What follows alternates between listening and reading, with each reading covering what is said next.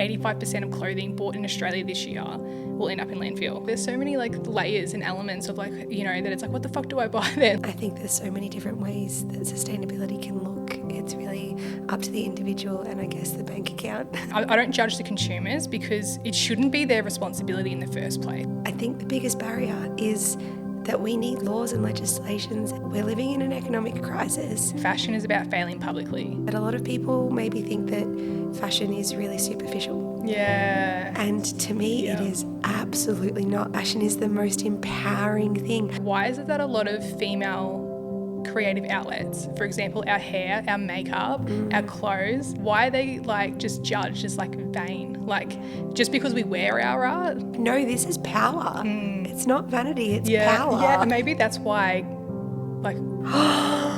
The reason that I got into fashion is because I had such low self-confidence. I really didn't like myself for a long time. And I think op shops teach you style.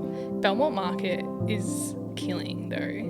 It's always like someone selling like this Shein for like $10 though, and it's like, sis. So in the fashion industry, there can also be a lot of cattiness and there can be a lot of competition. If we all banded together, there's no reason for us to compete against each other.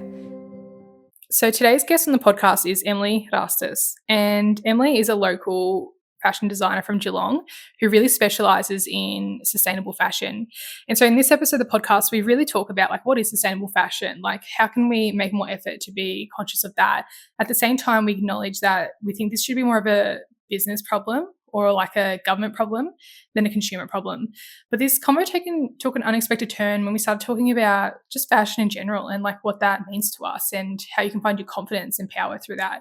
So I really, really enjoyed this conversation. Before we get into it, I just want to give an update on the previous episode with Nick Egan. I spoke to him today and he told me that since the podcast episode launched, he received close to 200 messages from people telling him that either they understood or the podcast helped them. And yeah, that was just like so great to hear. And he's also had a school reach out to him with the potential of doing a talk there. So that's really, really exciting. Also, the amount of downloads or streams that I've had from that episode is right now it's just over 800, which is crazy. Like to me, that knocked my socks off because the solo episodes that I've been doing by myself, I've been getting like on average about 30, with my highest before the episode with Nick getting to like 76. Obviously, those ones I was really just doing them for myself. I didn't have any video. So yeah, I wasn't really trying to grow that much until now. But to jump from that to like more than 10 times my previous best performing episode is just crazy. And I'm so grateful for that. It's really validating. In saying that, like, this is the last episode that, like, you'll see that I film myself in my own set. And that's because, to be honest, it's kind of a complete shit show. Like, you know, it's a lot of work for one person. Like, I'm setting up the set and there's so much that goes into that. I'm basically doing the job of, like, 5 people. So, like, you know, lighting is a lot to learn and audio engineering and videography and, yeah, it's a lot. So, and actually, like, this episode with Emily, I didn't realise until 5 minutes in the camera shut off. So after that, like when I filmed the one with Nick, I actually filmed this one first, I set up these devices behind every camera, like mirrors, so that while I was sitting there like trying to do the interview, I could like check the cameras and see that like each camera was still on. Turns out my iPhone was overheating. So, you know, that's why I'm going to a studio from now on. But I am trying to fund that. So honestly, the best way that like you guys can help me grow and be able to like fund the podcast is to subscribe. I know it's kind of annoying. I know people always ask, but it really does help because the goal is if I can get 1,000 subscribers, then I can monetize the podcast on YouTube. So right now I'm at 45 subscribers on YouTube. So that's the goal. Yeah, or if you don't want to do that, even just liking it helps. But yeah, anyway, enjoy this episode with Emily. Planet MEW Podcast. This is the journey of setting yourself free. So today we're going to talk about sustainable fashion. Mm-hmm. So maybe give a little bit of an overview of like what you do, who you are. So I am Emmy from Emmy Pelly Design, and I do quite a lot of things, but sustainable fashion and costume design are my main things, and empowering people through clothing. So whether that be costume or clothing, that's my main kind of thing, and sustainability is the core of my practice. I also delve into special effects makeup and installation, and sustainability is also really like prevalent there too. Okay, cool. Yeah, I think I really want to hit today, like, what is sustainable fashion? Because I feel like a lot of people don't actually understand, like, what is fast fashion and how they're contributing to it. But for a start, I want to go through our outfits because we're big op shoppers in that. So Absolutely. Okay, so I'll start with my shoes. These are actually fake Gucci's that I got from the op shop. I would never just go and buy a fake brand from, you know, one of those resellers, but I found these at the op shop and they're my size. They actually say Gucci because they're not real Gucci's. This skirt I got from a vintage shop on the Sunshine Coast. The top I got from an op shop in Geelong. The cardigan I also got from an op shop in Geelong, and I shortened it to make it fit better. It also had a hole in it, so I cut the hole out. My watch I have had for 14 years. I was my 15th birthday present. I love that. All of my rings are small brands, as are the charms on my necklace. And the bag I made it for a dress-up party. It was a stuffed animal that I got from the op shop, and I pulled the stuffing out and I added the bag straps. I love that, and the egg as well. Yeah, I made the little egg out of special effects grade silicone. That's so good. I love how, like, most of our outfits like just op shop and stuff, and people are often surprised, which I love when they are. But okay, I'll go through mine. So today I've got my corduroy jeans. These are like the best. They fit me like a glove. I got them from the op shop, which is like the best feeling. Like, and then I have the hat, which is Ralph Lauren, which isn't like technically sustainable, but we're going to go into like why it's still kind of okay. This jacket was made from a Doona, which is one of mine from MEW Clothing, and I'm going to start selling them soon, but they're going to be a bit more exclusive. And then, socks and shoes, they're not really sustainable. I didn't get them secondhand or anything. But this bag I actually love as well. It's like, it's definitely fake polo, but amazing. It just matches like the whole get up. So, do you know what? Shoes are one thing that it's like, I'll buy them new. Yeah. Like, my entire wardrobe is sourced from either op shops, vintage shops, small businesses, or made by me. Shoes, I'm like, well, I've dealt with chronic pain. Yeah. You need supportive shoes. Shoes wear and tear really easily. And it's hard to find your size. Like, if you do find something good at the op shop, you're like, okay, I'm not a size 44. Yes. Like. Yeah, so that's one thing that I'm like, I don't feel guilty about buying shoes new. Yeah, no, that's good. I feel like let's go into like what is sustainable fashion. Like, I reckon it looks different for everyone. Like, you can be sustainable in that you would only buy linen or bamboo or like, you know, natural fibres, but that's quite inaccessible for a lot of people. To me, sustainable fashion is using what already exists and supporting small businesses that also, like a lot of the small businesses I support will also make things in really small batches or with reclaimed materials. I'm kind of like, I'm an artist. There's been times where I've been really poor and I love clothing and fashion, and I still want to, you know, delve into that whole expression of personality through clothing. Yeah. And so op shops at times have been the only things that I could afford. And so that's really sustainable because you're taking things that other people have, you know, donated or things that might have been destined for landfill, and you're kind of giving them new homes. I think there's so many different ways that sustainability can look. It's really up to the individual and I guess the bank account. Yeah, I think op shops are a great one when you can feel your style shifting and you're like, well, I can't afford to go buy a whole new wardrobe. It's so good to play around and be like, who am I? And I think op shops teach you style because like there's so many individual pieces that you can't find anywhere else, and even if they don't fit, you learn how to make them fit, or like you make your wardrobe work around them, and they completely expand your idea of style, I think. And 100%. And when you find like that little bit of treasure in the op shop, like when you're going through all the racks and you're like, oh yes, I particularly like colour and pattern, so I kind of just like go straight for them.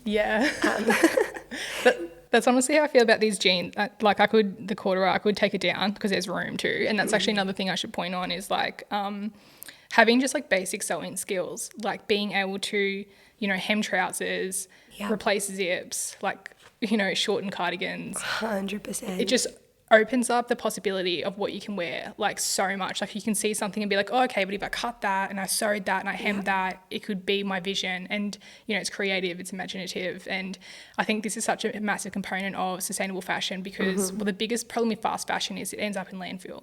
I saw a statistic today from ChatGPT, so I haven't fact checked it, but it said that like 85% of clothing bought in Australia this year will end up in landfill, like within 1 year. Like, I reckon that's like, I don't know the exact numbers or statistics, but I reckon it's pretty close. Like, I recently worked on an activation with 2 friends where one of the friends works at an op shop, and we constantly talk about how much is donated to the op shop that's actually sent to landfill because it's bad quality, or it's got a stain or a tear or a missing button.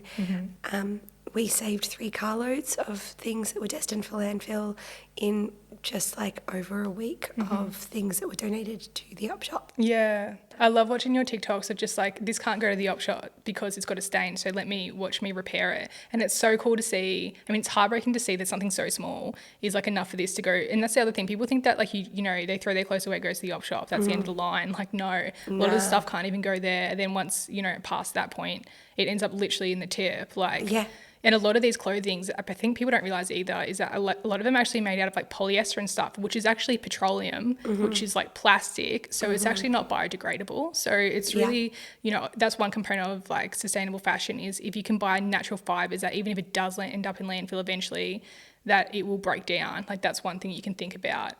So there's some, you know, fabrics you should try to avoid, like polyester, like nylon, is that right? Like acrylic, and they're also not good for your health either. I actually am conscious of that now. Like the microplastics. And apparently the fashion industry is responsible. Wait, I wrote this shit down. 35% of microplastics in the ocean come from the textile industry.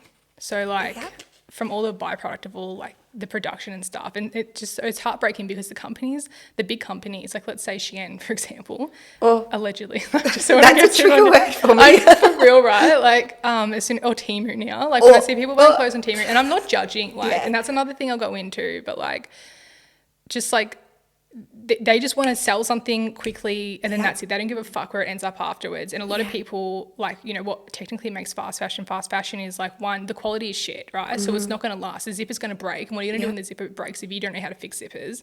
You throw it away. And then like 2, like it's trendy. So like in 3 months when that trend changes, you don't want to wear that anymore. Like, 100%. Yeah. And I definitely, like, that's a really good point. Like, not judging because I bought from Shein when it was Shein side like 10 years ago. Oh, wow. Okay. When I was younger and I was living in Europe. I remember so vividly ordering a really big bundle of clothing. And then it was like all these winter coats and then still feeling really, really cold because they actually weren't really good quality. And I really love the kind of line that you act with the knowledge that you have at the time. And back then, I had no idea. Like sustainability was something that we briefly touched on in high school, but it wasn't really big. Fast fashion wasn't also as big back then as it is now.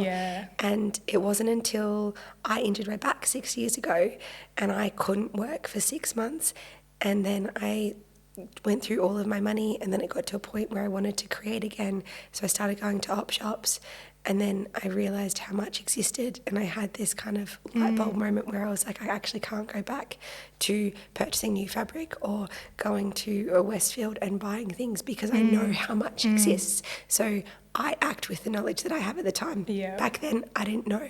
Now my mission is actually to educate people on what is existing in our world, what we can do about it, and how we can like repair and reimagine the clothing that we already have and that is so abundant in all of the secondhand stores around the world.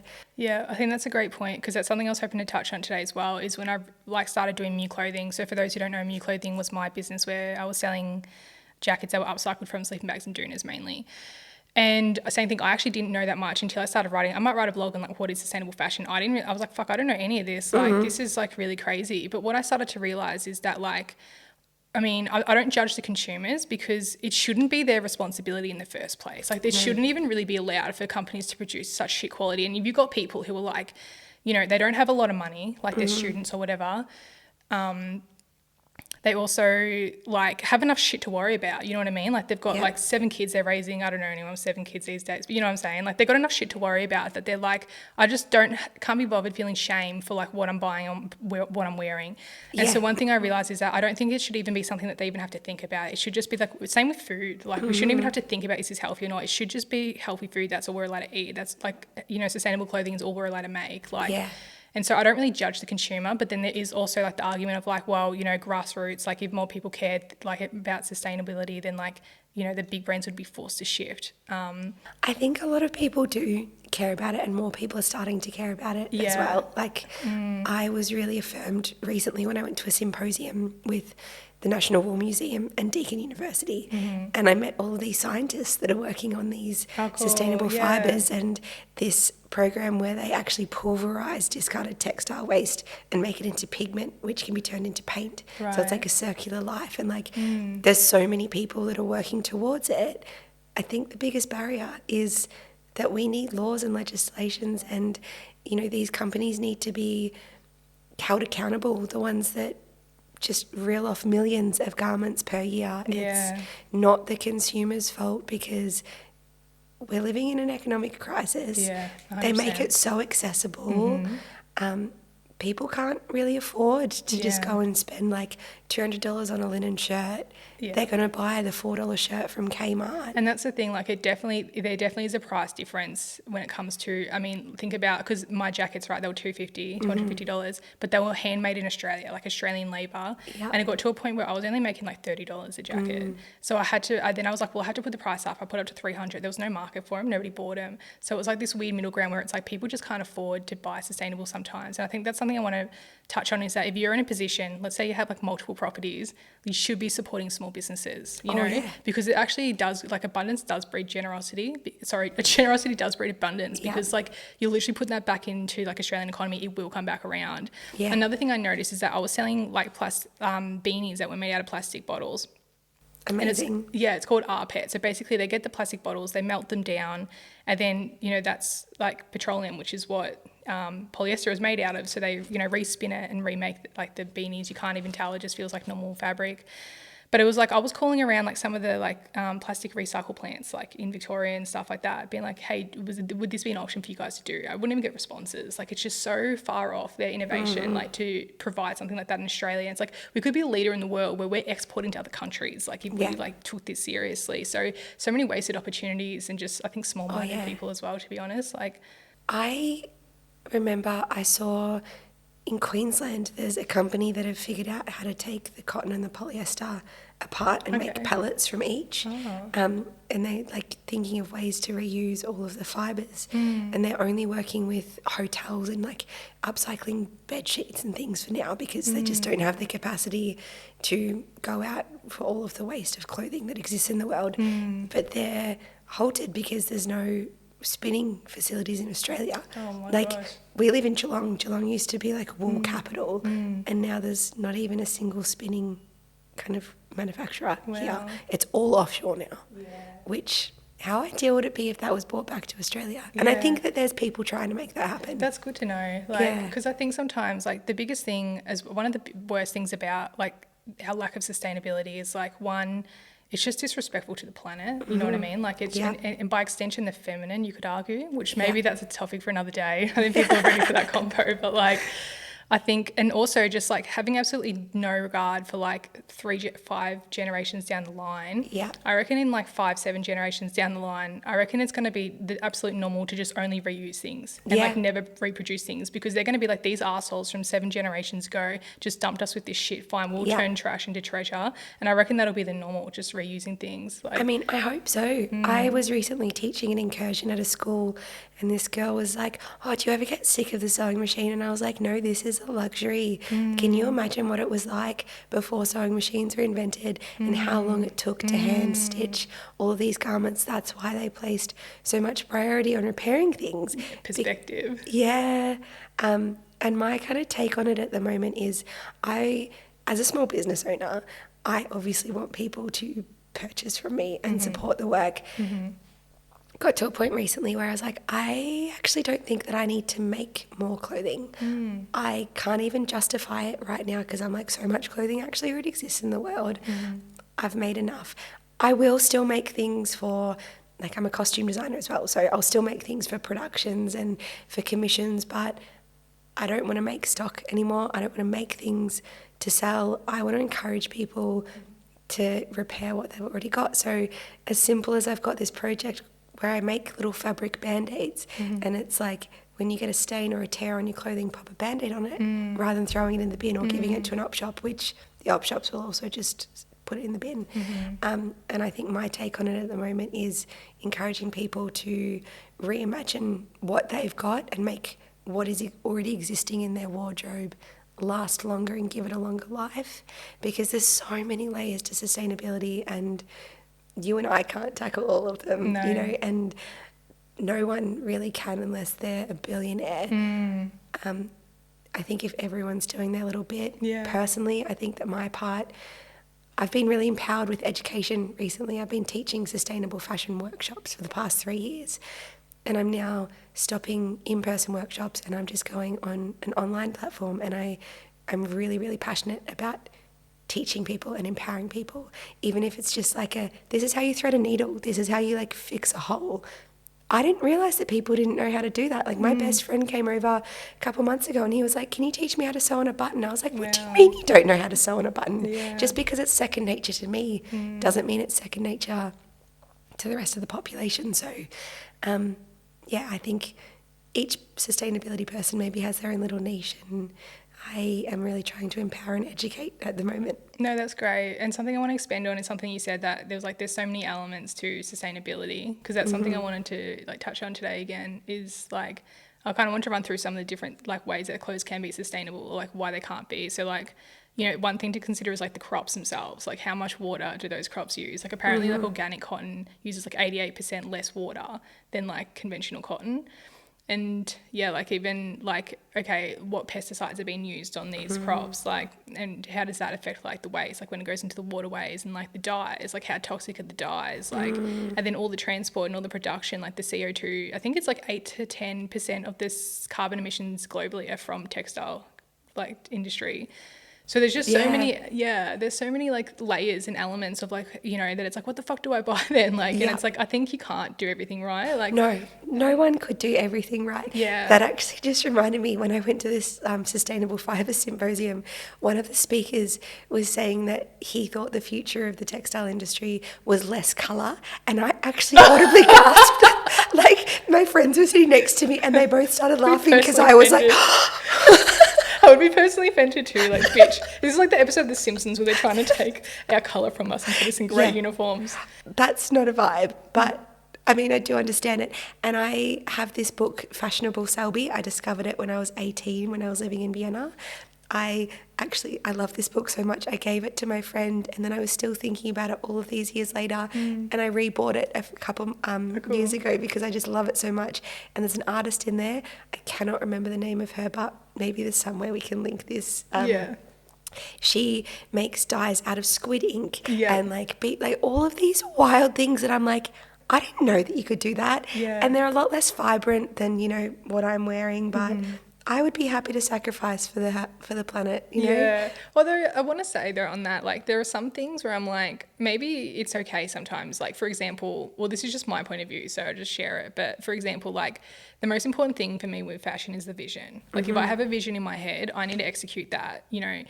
If I can't find it at the op shop or something, I'll either make it, or if I can't make it, I'll buy it brand new. For example, like I needed a plain maroon tee and I couldn't find one. I was looking through the op shops for a few months. I'm like, I can't find it. I'm just going to buy one, right? I bought it from ASOS, right? So there's certain times where I'm like, I'm not going to, like the vision's going to be more important to me than environmentalism, like sometimes. And that's just me. But like, I feel like for me, environmentalism is like, it's not my purpose. It's more like the way I care about equality. You know, you do what you can and you like, you know, keep moving, I guess. But like 100%. Yeah. I think also if you make yourself 100% anything, particularly sustainably or sustainability, it's actually going to become more of a burden than anything. How so? Like, I mean, I'm the same. There's things that I've bought new because it's been a necessity, and it's like, well, there's going to come a point where it is easier to buy a brand new thing rather than spend, 10 hours going to different op shops trying to find that one particular thing. Or mending it, like you don't have the time. Like there's only so much you can do. Yeah. I think that's actually something I want to talk about as well is speaking of ASOS. So this hat, for example, the reason why I wanted to like talk about this is because like Ralph Lauren obviously a designer brand. So not like super designer like Gucci, but like good quality, right? And that's something that I really look for. Like, and that's one way actually you can shop sustainably is to make sure that the clothing that you're buying is high quality, because one of the components of fast fashion is the shit quality, so it ends up in the bin straight away. Yeah. But if you buy something with high quality, it'll last. So Yeah. I've got clothes in my wardrobe that are over a decade old, and that's another thing you should look for, like timelessness. Yes. Try and buy clothes that are timeless, and I do. And like my wardrobe, I see like a collection that I'm constantly adding to. Yeah. And like the clothes, I know how to dress my body type by now. I don't care about styles. I care about what reflects me. Yeah. And I keep that in my wardrobe, hopefully forever. Yeah. So this hat, I think it was originally like 160. I think I got it on sale for about 80. Because Nice. I'm not buying anything full price ever. So I was like, I got it for 80. And I'm like, I honestly think I'll still have this in 20 years. And the quality is great. And I can feel that. And so I think that's one element of sustainable fashion people don't understand. I think they think that like the designer labels are like fast fashion, like Gucci and Louis Vuitton stuff, but it's like, no, they're actually like some of the slowest fashion you can get. Yeah. But in saying that, they don't actually really seem to care about sustainability, because I've heard that some of them will like burn their items after like they've gone out of style, rather than have like, the peasants like be able to access them on sale. So yeah, there's a few things to consider with that. And like what I'll always do as well, this is like my little shopping tip, is I love ASOS because they have a lot of designer brands, like their ASOS design range is not very good quality.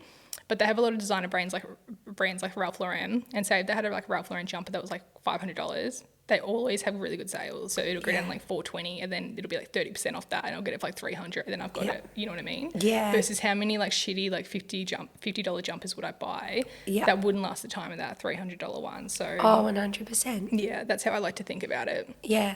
No, I definitely agree. Like supporting these bigger brands that have really high quality in comparison. Yeah, I agree with that. Yeah. I'll just see what my notes are. Like, I had a thought and it went. Oh no, I hate when that happens. Oh my god, the mold brain does that to you like real bad as well. It's like one of the symptoms. I thought that was just my little neurospicy brain. I thought it was the weed. Like, I'm serious. And then I was like, it didn't used to happen like this bad. Like,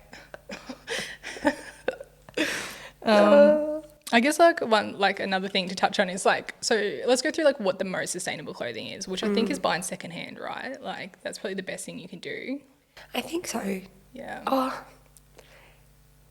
like I said earlier, it's so dependent on... That's a good point, yeah. your bank balance and your approach to things. Probably the most sustainable is actually repairing what you've already got. But then fashion is also such a self-expression. The reason that I got into fashion is because I had such low self-confidence. I was thinking about this the other day, actually. I was a teenager as that series Ugly Betty came out, and she had glasses and braces. I had glasses and braces, and I convinced myself that I was Ugly Betty. Oh no. Yeah, it was not a good time being a teenager in like 2000s and like early 2010s. Like we were just bombarded with all of these skinny models from the 90s and all of these magazines saying all of these things about weight loss and that like Ugly Betty. Like I really didn't like myself for a long time, and there was this moment where I discovered clothing, and I discovered this sense of confidence that like actually nothing else could bring me. And I think that also something else to mention is that a lot of people maybe think that fashion is really superficial. Yeah. And to me, it is absolutely not. Like, fashion is the most empowering thing. Today, I was dealing with some body dysmorphia. I'm feeling a bit hormonal, and I wasn't liking the way my body was looking today. So I had to try on quite a few different outfits until I felt confident. I actually know I will be late if I don't feel confident. Like, I will stay and try on all of the things in my wardrobe until I feel good. Yeah. And I've had this conversation with respect that. Yeah. I need to, like, and some people, like, I know that I dress very colourfully and very loud, but I forget what I'm wearing the second I leave the house. If I feel good and I get dressed and accessorize and do my makeup and to a point where I can look at myself in the mirror and I'm like, yep, I feel good. I think I look good. I then go out and I live my day without even remembering what I'm wearing. Yeah. I was traveling last year and I was walking around with one of my friends and I remember I was wearing like this very loud outfit and she was like, Emily, do you like notice those people looking at you? And I was like, no, what are you talking about? Like, I just don't even clock it because I feel good. Yeah. And that's the most important thing for me. So I encourage people to experiment with their wardrobe and, you know, wear whatever makes them feel good. I think as a costume and clothing person, I have the capacity to be maybe the most judgmental person ever. But I could look at someone that's like the complete opposite aesthetic and style to me. Yeah. Be like, I love what you're wearing. Yeah. Yes, you do you. Like, Yeah. if I can see someone's personality shining through their clothing, Yes. oh my God, it excites me. Yeah, and I think as well, I know exactly what you mean when you say, like, when you're wearing the wrong outfit, you can feel it all day. Yes. So I have a quote which is like, fashion is about failing publicly. Because some days you fail. Like some days Yeah. it just doesn't go together. But the next time you're like, you know what, that didn't work. And it has to be comfortable too. Yes. And there's days when you nail it. And I've got I set outfits in my head where I'm like, that's 100% A+ outfit done. Yeah. And I'll go back and wear that outfit 100 times. I don't give I'm a an fuck. outfit repeater. Sometimes I'll wear it like 6 times in 1 week. Like, Yep. bitch. I've worn the same shirt like 5 times in the past 2 weeks because it makes me feel good at the moment. Yeah, I love that. And like, there's always like when you're in that like flow and you feel good, there's always other women who are like, love your outfit. Yes. Often like older ladies too. Like, and you're just like, yes, like I love that because it's like just giving the love around. And I love what you say as well about how there's so much judgment sometimes around like fashion being almost like a vanity art. And there's something that I've been thinking about a lot is that why is it that a lot of female creative outlets, for example, our hair, our makeup, our clothes, our nails, why are they like just judged as like vain? Like just because we wear our art, you know what I mean? And it's just like, do you know what? It's the hottest thing when guys wear nail polish and accessorize and get into their femininity. Like a man in pink. yeah, I think that's for me. Like I've got a bit of mask energy though. So I think like I love a guy. Like I've always got crushes on like fucking gay guys and drag queens. And I think it's because I love it when a guy is like, like embraces his femme side because it's like that we like overlap and match and it's like, but it's so rare to find like Dennis Rodman.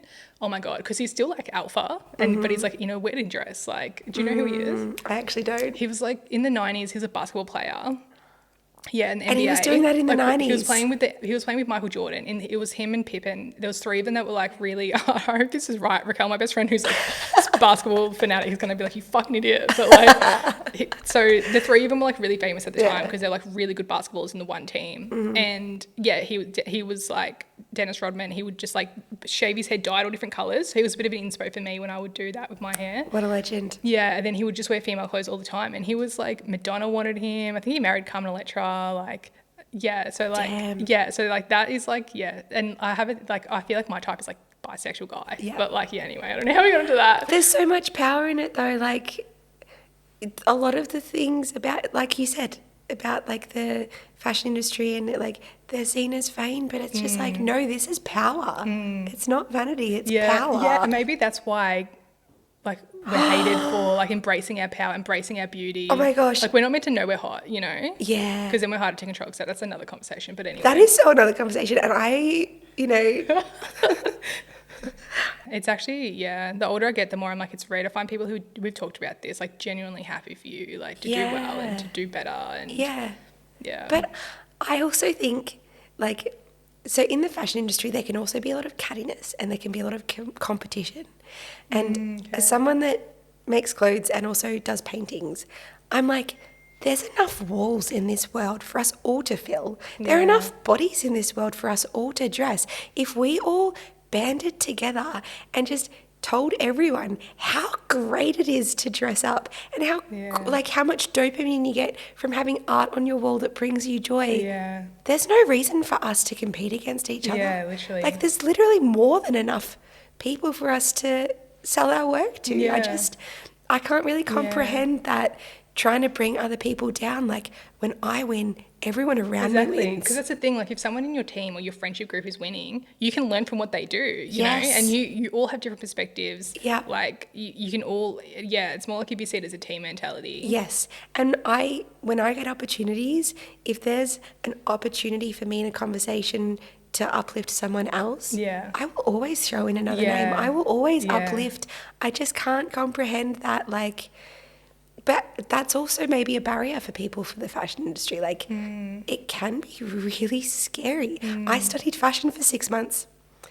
I dropped out because I moved to Europe, but I didn't feel like I belonged in that industry. Like I only had my first fashion collection this year at 29 years old because I was actually terrified of the fashion industry. I don't follow the trends. I don't follow the catwalks.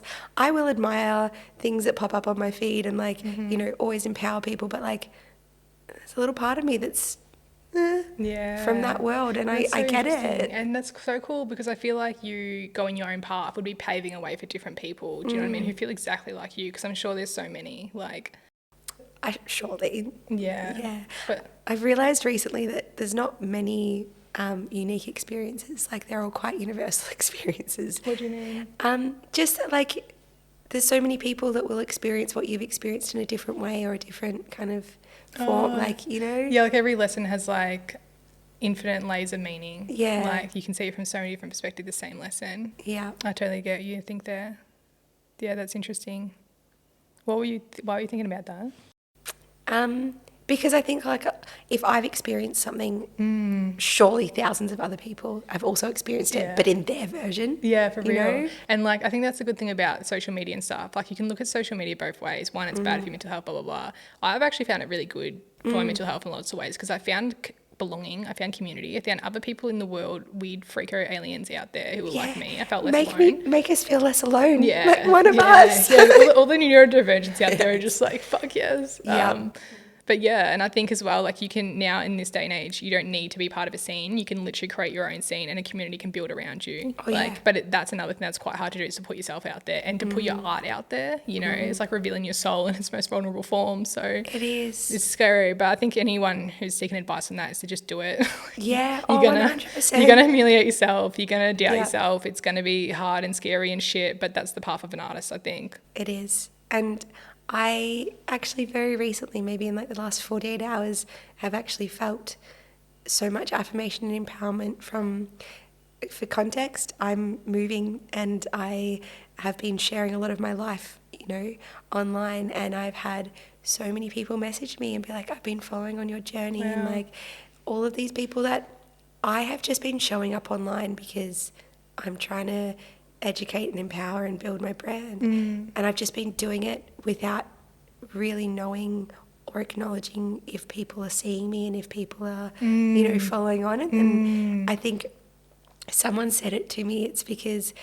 you know, you realise how much you love someone when they die. And a lot of people are like, oh, Emmy's leaving Geelong. Yeah, okay. I realise how much I love her, and so I'm getting all these beautiful affirmations, and it's like, people are definitely there and definitely listening and watching, and they might just take one thing that you've said and that could change their perspective on something, and it's a really cool thing. I really believe that, and I totally feel what you mean, because sometimes I'll be posting things or whatever and like no one replies. I don't care. I've learned to do it just for me, and block out the noise. But sometimes I'll get a message from someone saying, hey, this really actually like resonated with me and helped me and whatever. And I would be like, oh, I thought you didn't like me. But here you are like watching my shit. It's like, okay, like that's actually really validating. My psych actually told me, because like I've had a problem always just presuming that like the world, I don't belong here, the world hates me kind of thing. And it's so a lot of my putting my art out there has been an act of defiance. Like I don't care if you're all going to judge me and hate me, I'm going to do it anyway. Yeah. And then my psych was like, people probably don't even really think that much about you like that. Like what you should do is every time someone gives you like a positive affirmation, like a message like that, is to just like screenshot it and put it in a folder. Yeah. So anytime you're feeling that way, you can go through and be like, this is actually like a mental story. Like, yeah. That's a really good thing to do. Yeah. I've recently been writing down all the little affirmations that I've gotten, because there's so much imposter syndrome that comes with being a creative and someone that puts themselves out online. And I've had so many moments where people have just like these little interactions where people are like, oh, I love what you do, or lots of different things. And I'm like, what? Really? Like, I made that impact on you. It's cool. Hopefully we can make an impact on some people with this conversation. Yeah, hopefully. I'm sure we will. Yeah. Yeah. Yeah. No, I think that's really cool. And I think that's like a good way to go about it, is when you're really just following the inspiration, the art and your heart and that trail, and not, because you can so easily get caught up in trying to provide to other people what they want. Yeah. But something about that is just off center and off alignment, I feel. It feels a bit hollow, it's the best way I can describe it. But learning to just like really just be like, I'm going to do this regardless. You know, I think that's where the innovation comes. That's where the originality comes. And yeah. And maybe we could discuss, like, you and I feel like we know who we are. Yeah. But we've also worked pretty hard to get here. Yeah. And in the creative and sustainable realm, like kind of combining them together, I don't want to encourage people to go and say, I need to find out what my personality is, so I need to go buy all of these things and try them all. Like, I think if someone was at the beginning of their fashion journey and they were like, yeah, that industry is really scary, but I also want to express myself through clothing, I would say, go make a Pinterest board. Like, find out what other people are wearing that resonates with you, and then go to the op shop.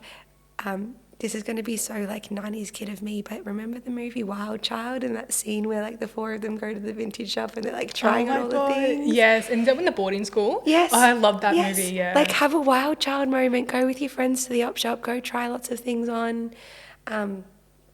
Experiment within the consciousness of like, I don't want to add to the consumption kind of trend, but I want to find out who I am and like, you know, go look at some influencers that you really love, see what things you like about that style, find out what works for your body too. And like you were saying before, those really simple sewing skills. Follow me. I'm going to make videos of how you can do those things. No, totally. Little plug. Literally, like, and you can get a sewing machine so cheaply nowadays. They're everywhere, like marketplace, op shops, like, and then, just learning basic things like take this in or hem this. Like, that actually, really great YouTube or something. But, and I think that it's such a shame, though, one thing is that the op shops are getting expensive now. Like, it used to be you could go there with $30 and get, like, half a new wardrobe. And now it's like you're lucky to get 4 items with that. Yeah. Belmont Market is killing, though. Yeah. I love the Belmont Market, like, because it's like a loose change market, so you can just get so much shit for like $2. True. And, yeah, people are just wanting to offload their stuff. Yeah, before they take it to the op shops. Like, so highly recommend the Belmont Market. There's always like someone selling like this Shein for like $10 though, and it's like, sis. Yeah. You gotta learn the hard way. Like, you can dream. What do you think about, like, because I've been conflicted. I'm like, what if I bought Shein secondhand? Like, I don't want it because of the quality, but I'm like, there was one jumper I was like, that's actually really cool, and I was looking for something just like it, but I just don't know. Yeah. I mean, it's totally up to the individual. If it's something that you're like, this is actually going to bring me a lot of joy to wear it, absolutely.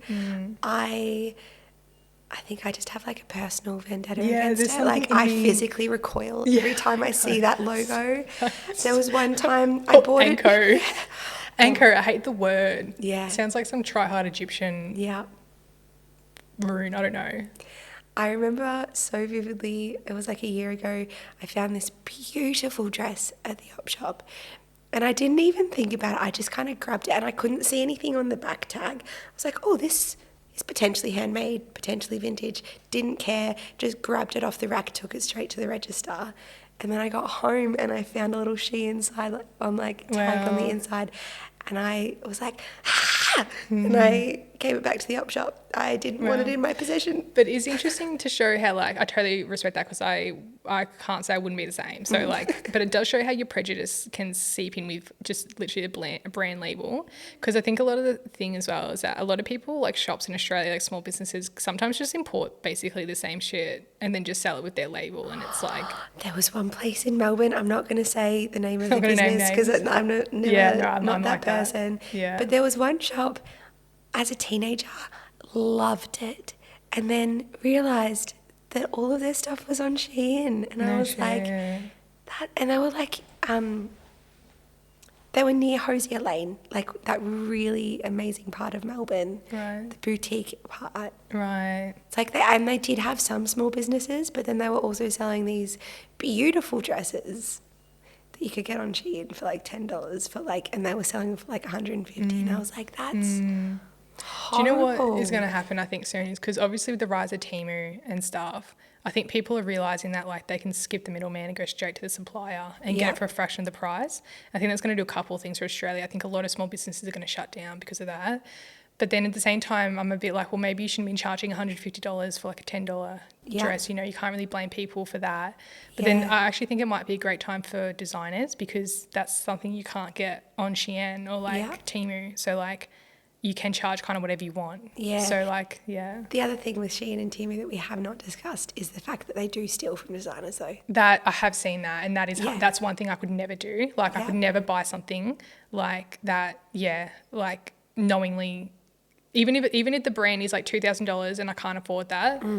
There's just no excuse. It's honestly disgusting. Like that is like, I agree. I won't necessarily judge another person for wearing it, but it's also kind of like it's not just about price there. Like you're stealing somebody's art. Yeah. Like, I don't know. Something about that is like really bad. Yeah. Yeah, I feel so sorry for all of the graphic designers that come up with these beautiful prints and then see them on Temu or Shein. It'll be very disheartening. I think that I am maybe safe from it because I make so much patchwork stuff, or I might have just jinxed myself there. No, but at the same time though, like if that happened to me, part of me would be like, you know what, take it because I've got unlimited ideas and like that's flattering. Now I know I'm leading the way. So that's how I would perspective, like try to see it. But it would be when someone disrespects you like that, like, you know, you can't just, you know, shift your mindset. I think that hurt, that would hurt. But like, you know, I would, that's how I would try and see it. So if you've had your stuff stolen from you, try to see it as like you're leading the way, like, and they can't tap into what you can tap in. So keep trusting that maybe, I don't know. Oh, 100%. There's also the other thing of like, I'd be really scared I'd get scammed shopping on one of those websites. Right. They feel scammy. Look, I'll be honest, I tried to buy something on Temu once because I couldn't, it was like a shelf, right? And I couldn't really even find what I wanted anywhere else. I couldn't get past the fucking spinning wheel. Like, I tried my best. I tried my fucking best. For like 45 minutes, I'm going through all this shit. Like, just let me buy this shelf. Like, and then I gave up and I'm like, all right, you lost your sale then. That's what feels scammy to me. Yeah. But like, and they know what they're doing though. I feel like they're mixing almost like gambling or online gaming with shopping for like the dopamine hits and stuff, which is quite smart. But it's what social media does too. Like those corporations, they know what they're doing. 100%. They really know what they're doing. Which is interesting. Is there anything else you want to touch on sustainable fashion? I don't think so. I think we've touched on quite a... Yeah, I think we've kind of... Like, how long have we talked for? I'm actually glad that we touched on just fashion in general as well, and some of our philosophies behind style and things like that. But, and like the why we do what we do, because confidence is the biggest thing, to be honest, for me. What about you? In terms of like... fashion?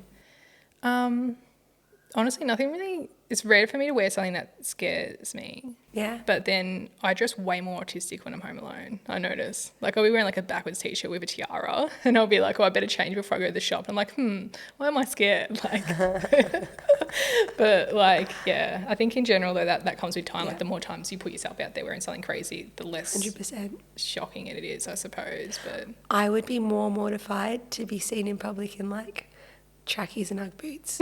Like that is my literal nightmare. I don't even own Ugg boots. Like I could not. Hey, as someone who used to sell tracksuits. True.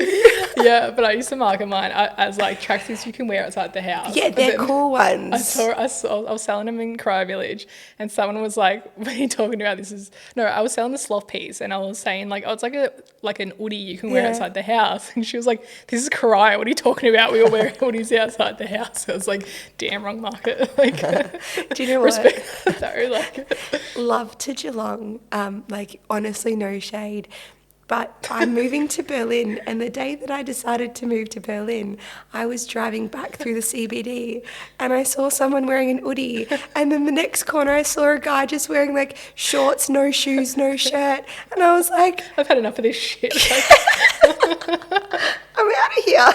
I feel like I actually can't wait, because sometimes the problem with Geelong is that like I wear something crazy down the street, you're going to get some double glances, and it's like sometimes I would love to go to somewhere like New York and just be anonymous, you know, and be inspired by what they're wearing. Like, 100%. but like, yeah, it is hard fashion in Geelong, I feel. It is. People are a bit judgy still here, I think, as well. Yeah. Like, how dare you push outside the box a bit. Yeah. I have a, not an immediate family member, but like a family member that she has told me very aggressively that I'm not normal, and people that are normal don't wear things like what I wear. And the first time she said it, I was really upset. I was like, I was hurt. And then the second time she said it, I was like, do you know what? It's okay, because I wouldn't wear what you wear either. Yeah, that's the thing. Sometimes you just like really have to ask yourself, like, are they living a life I want to live? Are they achieving my dreams? Are they wearing something I would wear? Like, why the fuck do I care what they think? Like, exactly. It's all about self-expression. And like when you express yourself, you give other people permission to do the same. Like, and if more people did that, what a beautiful world, you know? If everyone was just bailing publicly all the time with their clothes, like, I just can't even imagine how much more exciting it would be to leave the door. Like, I remember Futurama when I was growing up. I love that show. They were all so cool, and they all had these individual personalities and styles. Like, let's hope that Futurama actually is a bit of the future. Yeah, at least I hope they get that part right. Anyway. I reckon. Yeah. If all of us designers just like get together and we're like, hey guys, this is really cool. Jump on this. Yeah. And that would be maybe a game changer. I reckon it depends on the state of safety in the world, because I was talking to my dad about this recently, and we talk about how, like, think about the fashion from like the 50s, right? Now if I say think about the fashion from the 20s, but if I say what do you think about the fashion of the 30s and the 40s, nothing really specific comes to mind. It's because there was a war during that time, like not as symbolic as like the other decades, right? It's because when you're going through something like that, you don't have the freedom to express yourself creatively, right? That becomes like a last priority. Yeah. And so I think in terms of the future, what I'm really interested to see is like if we can have a shift in consciousness and like, you know, have more safety because we're getting along more and things like that. I think that it could be really, really great, and we have more self-expression and just explodes and keeps accelerating. Yeah. Or if we go the other way, would see it reduce maybe. But yeah. I feel that. Cool. How do you end your podcasts? I never know how to end. I know how I'm going to end them on my personal one now. I'm going to just be like, please subscribe if you CBF because the children need me. Yeah. Which is like a joke I have with Raquel. But now in a 2-person one, I don't know, I'd be like, thanks for coming here. Yeah. Well, how do people find you? That's a great way to end, I think. Oh, yeah. Emmy Pelly Design, EMIPELI.